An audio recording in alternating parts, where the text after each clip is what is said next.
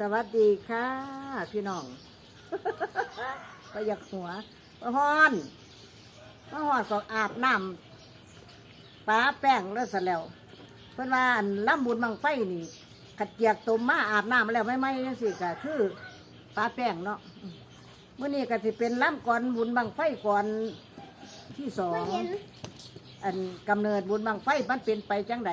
สันดอกว่าอันใช่ล่ะมอแค้นไฟห่วยปัญญาตาตัวจะหมุนนั่นแต่ขุมใดนี่หมุนนั่นแต่ขุมใดแป้งเอาแป้งบ่นี่แป้งก็หลบขุดกูบลานมันเฮ้ยท่าครับปากไปห่อนอาล่ำให้พี่น้องเขาฟังแค่ก่อนมากระโดดบานนี่ทำนองกาลสินเด้อก่อนเดียวติดเอาทำนองกาลสินก่อนเดียวเนี่ยแคนเนี่ยล่ะก็จะเป่าหลอดบ่ล่ะเป็นดังก็จะบ่หลอดบ่ว่าง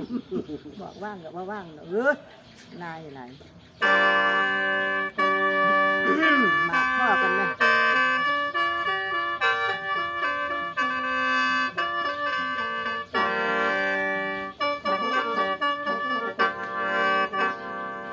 แล้วมาบัดนี้พอฟองสังเวียนน้องกาสิได้น้อยอกเด่นท่านเป็นตอนหอนหาอนุชาทั้งสองกะว่ามาโน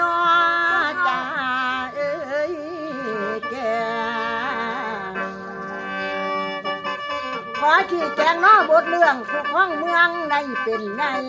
พญาขอมคือบิดานางไอบวกปราศาสตร์ให้ลูกน้อยท่านเกียรติสั้นบ่วันไหวดอกแม่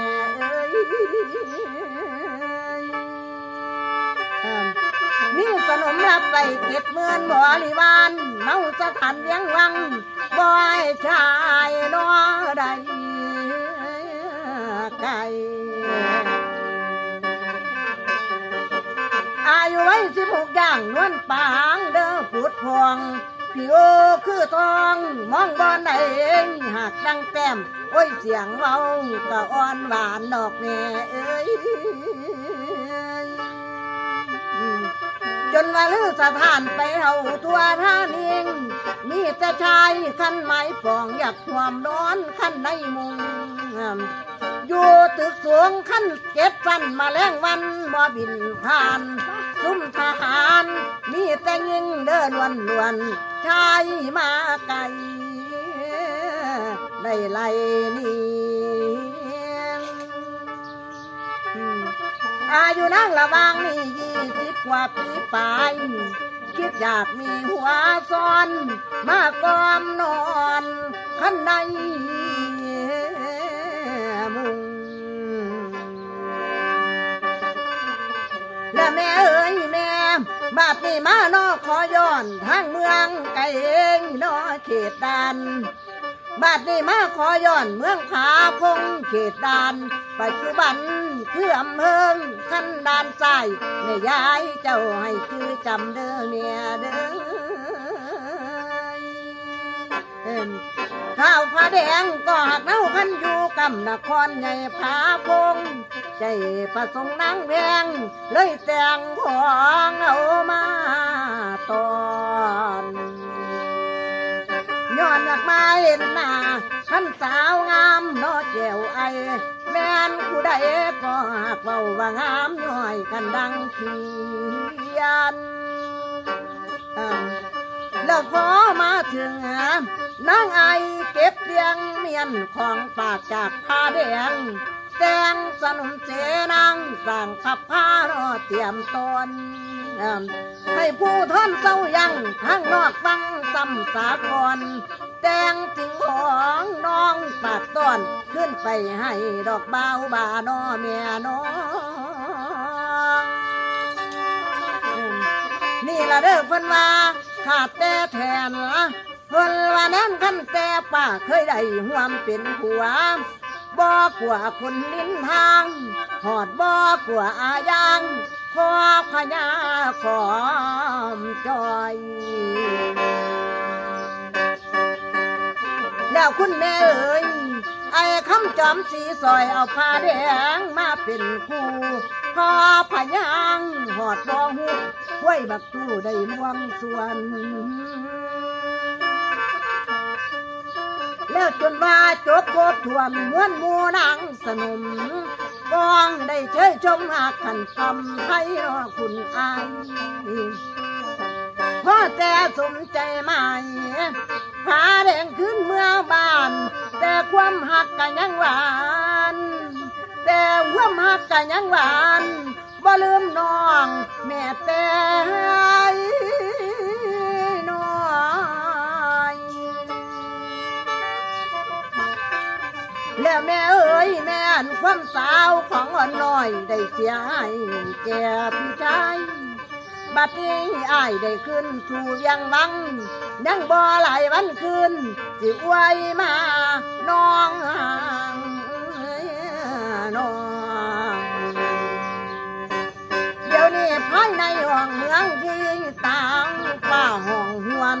ม้วนประช่างไปน้อยก็หัวหาวดอกซื่นต้มแล้วฟังเสียงฝ่าขนองต้มแล้วฟังเสียงดังต้มฝ่าห้องแล่นอยู่ทางบุญฝนกระตกลงมังแต่บ่พอเสียวกลางหมู่ประช้างพากันเว้าฝนสิดีบ่นอทานย้อนก้าวเมืองบาดาลพญานาคราชเจ้าพญานาคราชเจ้าผู้เล่าสร้างนังนครข้าวขังคีเมื่อนี้เกิดนอกคอนขันยิ่งอ่อนเสน่หาเสียงคนจาวานางงามไอ้คำพองปานเอ้ยเต็มข้าวขังคีอยากไปน้ำขันดูหน้าขันนางงามขันแก้วไอเลยขออนุญาตพอขึ้นไปชมขันเบิ่งน้องที่งามเท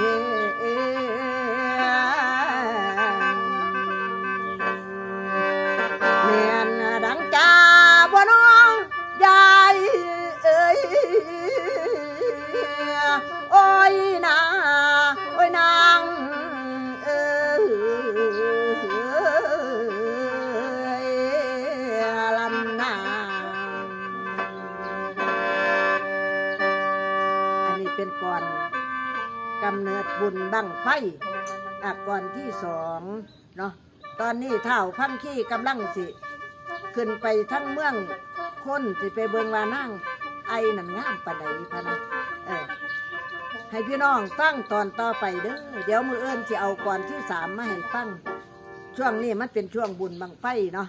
การมิฉะนั้นก็ขอขอบบุญขอบคุณพี่น้องผู้ที่ยั่งกดไลค์กดแชร์กดติดตามให้ไม่ให้สังเวียนหน่อยระฆังทองช่อง YouTube ยายหม่องใหญ่ทองชาแนลละกะโทรศัพท์0878642048ขอบคุณค่ะ